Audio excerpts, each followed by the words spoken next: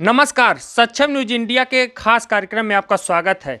विधानसभा चुनाव के सफर में हम पहुंचे हुए हैं विधानसभा चिल्लूपार में, जहां पर आगामी 3 मार्च को मतदान होगा। चिल्लूपार विधानसभा के चुनावी समीकरण के मुद्दों पर बात करने के लिए हमारे साथ भारतीय जनता पार्टी के प्रत्याशी एवं पूर्व मंत्री राजेश त्रिपाठी जी हैं। राजेश त्रिपाठी जी, हमारे कार्यक्रम में आपका बहुत बहुत स्वागत है। धन्यवाद, आपका भी स्वागत है चिल्लूपार की धरती पर। मंत्री जी, 2 दिन बाद मतदान है, उस चुनाव को लेकर के कैसी तैयारियां आपकी? बिल्कुल तैयारी सांगठनिक रूप से भारतीय जनता पार्टी ने जो तैयारी अपनी की है, तो भारतीय जनता पार्टी की तैयारी केवल चुनाव में थोड़े होती है।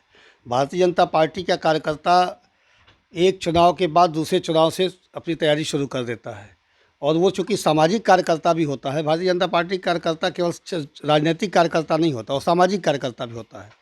तो 2017 के चुनाव के बाद से लगातार हमारे संगठन ने अपनी प्रगति की है। मोर्चों से लेकर के, चाहे कोरोना काल हो, चाहे सांगठनिक तैयारी हो, लगातार हम लोग 5 साल से इस कार्य में लगे हुए हैं, और अब तो चुनावी समर है। तो बिल्कुल भारतीय जनता पार्टी का कार्यकर्ता तैयार है इस महासमर को जीतने के लिए। और भारतीय जनता पार्टी के कार्यकर्ता के साथ साथ दूने उत्साह में जनता तैयार है इस महासमर को जीतने के लिए। चिल्लूपार विधानसभा की बात की जाए तो कौन कौन से मुद्दे हैं जिनको लेकर के आप चुनावी समर में उतरे हुए हैं? देखिए, चिल्लूपार एक बहुत ही शानदार धरती रही है। ये आध्यात्मिक लोगों की धरती रही है। कलपाती जैसा महाराज जैसा संत यहाँ पे हुआ है। विश्व प्रसिद्ध जो है विद्वान सत्यदेव शास्त्री जी जैसा विद्वान यहाँ पे, फिरा गोरखपुरी जैसे विद्वान यहाँ पे रहे हैं। राजा हरिप्रसाद बल की धरती जो 1857 के संग्राम के इस क्षेत्र के नायक थे, उनकी ये धरती रही है। भिघनाथ चतुर्वेदी जैसे, पंडित राम लखन शुक्ला जैसे, केशभान राय जैसे स्वतंत्रता संग्राम सेनानियों की धरती रही है। अब ये धरती जिस गौरव गाथा के नाते जानी जाती रही, दुर्भाग्य रहा कि 84 में एक ऐसा व्यक्तित्व यहाँ पे आया जिसके नाते ये लोग नेपथ्य में चले गए, और ये माफिया और बाहुबली की धरती के रूप में जानी जाने लगी। और एक लोग कहते हैं बड़ा नाम है, मैं कहता हूँ कि बदनाम चिल्लूपार के रूप में लोग जाने जाने लगे। तो जो 2007 में मैं चुनाव लड़ा था, तो उस पर लड़ा था कि भाई ये जब एक से एक महारथी यहाँ पे उपस्थित हैं, तो इस स्थिति में इस धरती को उनके नाम से जाना जाना चाहिए। लेकिन 2007 में जनता ने इस बात को समझा, 2007 में वो परिणाम आया। बाद के दिनों में हमारी जो परिस्थिति रही, उसमें ये रहा कि अभी जो 17 में आए उनके सुपुत्र आ गए, फिर उन्होंने वही प्रक्रिया सारी शुरू की। अब हमारा जो मुद्दा है वो ये है कि चिल्लूपार भयमुक्त, स्वस्थ सामाजिक समीकरण युक्त और एक दूसरे से मेल मिलाप के साथ दबंगई मुक्त यहाँ का माहौल होना चाहिए। विकास युक्त यहाँ का माहौल होना चाहिए। जब पूरी दुनिया में नरेंद्र मोदी जी एक नया और विकसित भारत बना रहे हैं, नए विकसित भारत का नया सक्षम, स्वाभिमानी और विकसित उत्तर प्रदेश योगी जी के नेतृत्व बन रहा है, तो फिर नए भारत के नए उत्तर प्रदेश का नया विकसित, सक्षम और स्वाभिमानी, भय रहित चिल्लूपार बनना चाहिए। मैं इस मुद्दे को लेकर के चुनाव मैदान में हूँ। चिल्लूपार विधानसभा की बात की जाए तो यहाँ पर जातिगत हावी हो जाता है मुद्दा। ब्राह्मणों कार्ड पर जो चुनावी समीकरण बनता है, तो क्या देखते हैं इस बार के ब्राह्मण का रुख किधर है? ब्राह्मण ही नहीं, भारतीय जनता पार्टी तो जात की राजनीति करती नहीं। भारतीय जनता पार्टी राष्ट्र की राजनीति करती है, और जब राष्ट्र की नीति हमारी है तो राष्ट्र में सभी आते हैं। दलित आते हैं, पिछड़े आते हैं, अगड़े आते हैं, हिंदू आता है, मुसलमान आता है, सिख आता है, ईसाई आता है, जैन आता है, बौद्ध आता है, सब आता है। तो भारतीय जनता पार्टी का कोई चुनावी या जातीय कोई समीकरण होता ही नहीं। वो राष्ट्र निर्माण के लिए सतत कार्यरत रहती है। पंडित दीनदयाल उपाध्याय जी, श्यामा प्रसाद मुखर्जी जी से होते हुए, पंडित अटल बिहारी वाजपेयी से होते हुए जो कारवां चला है, वो कारवां नरेंद्र मोदी और योगी के जो है वो नेतृत्व में आज आगे बढ़ रहा है। तो जातीय समीकरण का जहाँ तक सवाल आपने कहा, तो यहाँ पर अगर विशेषकर आपने चर्चा कर दी ब्राह्मणों की, तो आप ये मानिए कि ब्राह्मण सनातन संस्कृति को अपने कंधों पर, अपने सिर माथे पर लेकर के अरबों खरबों साल से चला रहा है। वही है जिसने लोगों को ये बताया है कि हमको कैसे सब वसुधैव कुटुंबकम का नारा इसी समाज ने तो दिया था, सबको साथ लेकर चलने का। आज जो मोदी जी कह रहे हैं ना, सबका साथ, सबका विकास, सबका विश्वास, सबका प्रयास, यही तो है सनातन संस्कृति। तो निश्चित रूप से ब्राह्मण समाज भारतीय जनता पार्टी के साथ एक तरफा खड़ा है, प्रतिशत में नहीं, एक तरफा खड़ा है। हाँ, किसी का कोई व्यक्तिगत समर्थक हो, भले वो उसके साथ हो जाए, लेकिन दिल में, उसके मन में भी यह टीस है कि क्या बताऊं, निजी स्वार्थ में, निजी व्यक्तिगत कारणों से, निजी संबंधों में फला के साथ हो गया, वरना में उसके दिल में तो भाजपा ही है, उसके दिल में तो सनातन संस्कृति ही है। तो इसमें कहीं कोई दया नहीं। न सिर्फ ब्राह्मण, समाज का हर तबका, वो चाहे दलित हो, दलित में भी जो है, जिसको विशेष रूप से मैं चमार की संख्या दे दूं कि जो लोग उसमें अलग अलग बांटते रहते हैं जाति समीकरणों में लोग, उनकी बात कर लूं, या अति पिछड़ों में बात करूं, तो पिछड़ों में स्वयं जिस नाते समाजवादी पार्टी को लोग कहते हैं कि तो फला कोट बैंक है, चिल्लूपाल में वो सारी परिस्थितियाँ बदली हुई हैं।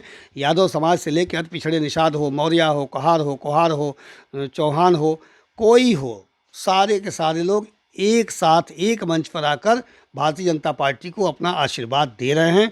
यहाँ कोई जातीय समीकरण नहीं है, यहाँ एक सामाजिक समरसता का माहौल है और एक तरफा यहाँ का चुनाव होने जा रहा है। आपने बात की कि सभी जातियां इस बार भारतीय जनता पार्टी के साथ हैं। अगर आप जनप्रतिनिधि के तौर पर चुनकर आते हैं तो जो चिल्लूपार विधानसभा में कौन सा वो प्राथमिक कार्य है जो सबसे पहले आप करने का प्रयास करेंगे? देखिए, चिल्लूपार दुर्भाग्यपूर्ण स्थिति रही कि जब योगी जी के नेतृत्व में पूर्वांचल सज रहा था, पूरा उत्तर प्रदेश सज रहा है, लेकिन पूर्वांचल को भी खास फोकस किया है योगी जी ने, क्योंकि पीएम भी इसी क्षेत्र से आते हैं, सीएम भी इसी क्षेत्र से आते हैं। तो जो क्षेत्र पीएम और सीएम का क्षेत्र हो, उसे तो निखरना ही चाहिए। तो ऐसी स्थिति में जब ये सौभाग्य हम लोगों को मिला हुआ था कि पीएम और सीएम पूर्वांचल को सजा रहे थे, तब चिल्लूपार कहीं थोड़ा पीछे रह गया। हालांकि भेदभाव करने में भेदभाव सरकार ने नहीं किया, योगी सरकार ने या मोदी सरकार ने। जो कुछ हमारी नीतियां रहीं वो सबकी रहीं, सबके लिए आया, सबके लिए बिजली आई, सबके लिए राशन आया, सबके लिए कोरोना का टीका आया, सबके यहाँ भी ऑक्सीजन प्लांट लगे, सबके लिए जो है वो पेंशन रहा, सबके लिए घर रहा, वो सब रहा। लेकिन चूँकि आज यहाँ का जो नेतृत्व साथ को दुर्भाग्य से 2017 में जिसको मिल गया, वह व्यक्ति, मैं कह सकता हूँ कि आज़ादी के बाद सबसे अक्षम विधायक के रूप में अगर किसी को जाना जाएगा, सबसे अकर्मण्य विधायक के रूप में किसी को जाना जाएगा, तो निश्चित रूप से जो अभी महोदय हैं उन्हीं के नाम जाएगा। क्योंकि उन्होंने उनकी नाक, उनका स्वाभिमान इतना बड़ा था कि उन्होंने चिल्लूपार के स्वाभिमान को ताक पर रख दिया। और एक माथे पे कलंक भी आ गया कि साहब चिल्लूपाल का जो विधायक, उसको सीबीआई उसको 1200 फ्रॉड, एक फ्रॉड विधायक के रूप में, एक जालसाज विधायक के रूप में, एक धोखेबाज विधायक के रूप में सीबीआई उसके पीछे पड़ी है, ईडी। तो ये मतलब कि जो वर्तमान विधायक हैं उनके कार्यकाल को किस तरह से आप देखते हैं? वही बात कर रहा हूँ। तो इस 5 वर्षों में उन्होंने कार्य नहीं किया, मुख्यमंत्री से एक बार भी नहीं मिले चिल्लूपार के विकास कार्यों के लिए, तो चिल्लूपार विकास के मामले में थोड़ा पिछड़ गया। मेरी प्राथमिकता होगी, आपका सवाल था कि आप करेंगे क्या, मेरी प्राथमिकता होगी कि चिल्लूपार की पहले तो जितनी जर्जर सड़कें हैं, पहले जल्दी से जल्दी उस सड़कों को बेहतरीन बनाया जाए, जो अन्य विधानसभाओं में और योगी जी बनवा रहे हैं।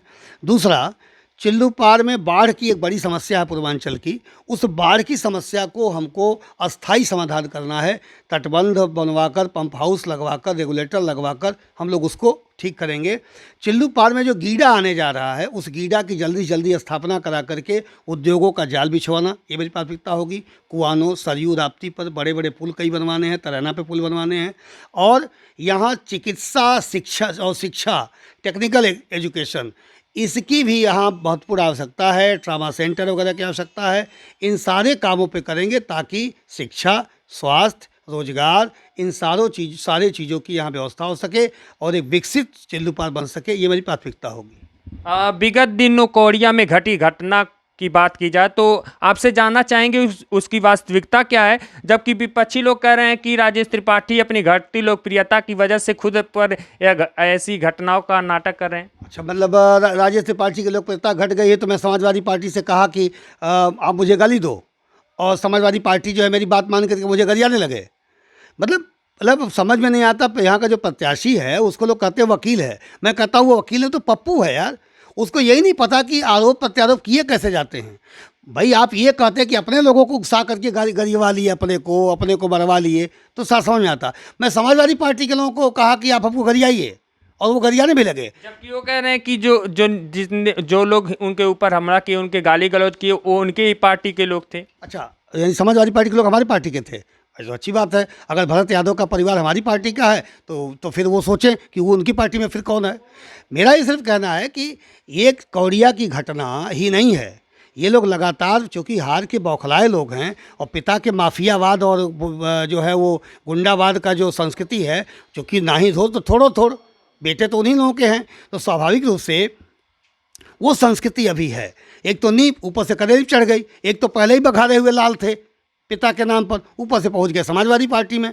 तो स्वाभाविक रूप से ये जो गुंडई का माहौल इन्होंने बनाया है, गांव गांव झंडे उतरवा देना, गांव में पोस्टर फड़वा देना, गांव में जो है वो धमकाना कि तुम्हें चुनाव बाद देख लूँगा। मेरे पार्टी की महिला मोर्चा की महिलाएं जंगल कौड़िया गई थी, उन पे ढेले पत्थर चलवाना, हुटिंग करना। तो मुझे भी लगा कि मुझे वहाँ जाके अपने कार्यकर्ताओं को, मैं जा भी नहीं पाया था, ब्राह्मण समाज दलित समाज बुला भी रहा था, मैं गया था, और वहाँ जाने पर उन लोगों ने जिस तरह का बदतमीजियाँ की और गालियाँ दी, योगी मोदी को गालियाँ दी, मुझे गालियाँ दी, और जिस तरीके से वो हमलावर हुए हमारे ऊपर, मारने के लिए दौड़े वो लोग, लेकिन हमारे कार्यकर्ता सजग थे और हमारे साथ ऐसी कोई अपनी घटना नहीं घटी। तो ये सिर्फ एक कौड़िया में केवल थोड़े हुआ। पिरानी में एक दलित के जो है वो सपा के कार्यकर्ताओं ने हमारे दलित समाज के बेटे को पीट दिया और उसका सर फाड़ दिया। इसके अलावा जो है अभी मरकड़ी में हमारे उनके सपा के गुंडों ने जो है वो इस तरह के काम किया। यहाँ के जो विधायक अभी वर्तमान में है, जो 10 तारीख को पक्का है भूत हो जाएगा, तो उसके गुंडों ने, उसके भाई जो है, जो रोज़ सबकी जो है वो हत्याई करवाता है, रोज़ बाहें सरकाता है, वो कुशल तिवारी, उसको लगता है जैसे वो आदमी है, खाता है खाली, वो रोटी दाल खाता ही नहीं, वो खाली धमकियाँ देता है सबको। तो उसको लगता है कि जो है वो उसके गुंडों ने जो है वो इस तरह से किया। ये जगह जगह किया है, और मैंने बताया मुख्यमंत्री जी को कि ये इनके गुंडों की दबंगई बढ़ गई है। तो वही मुख्यमंत्री जी ने कहा कि चिड़िया की आँख की तरह पहले जो है 3 तारीख देखो, और जो है वो चुनाव जीत करके हम लोग को आना है। 10 तारीख को योगी सरकार तो आ ही रही है, चिल्लू पार भी जो है वो कमल खिलने ही जा रही है। भरे मंच से मुख्यमंत्री ने कहा था कि मैं गर्मी शांत करना जानता हूँ। तो निश्चित रूप से इन लोगों की ये जो दबंगई है ना, वो खत्म होगी, इन लोगों की बिल्कुल खत्म होगी। और यहाँ सुख चैन, अमन चैन से, स्वाभिमान से, चाहे दलित हो, चाहे पिछड़ा हो, चाहे अगड़ा हो, गरीब हो, अमीर हो, महिला हो, पुरुष हो, सभी लोग सुकून से जिएंगे। इन दबंगों की, इन गुंडों की गुंडई और दबंगई सारा जनता 3 तारीख को खत्म करने जा रही है। एक तरफा बटन कमल पे दबाने जा रही है, और यही इनका असली जवाब होगा, यही इनका असली हिसाब होगा। आखिरी में मंत्री जी, चिल्लू पार विधानसभा की जनता को क्या संदेश देंगे? चिल्लू पार की जनता को संदेश क्या देना, चिल्लू पार की जनता तो जन जन का है यही संदेश।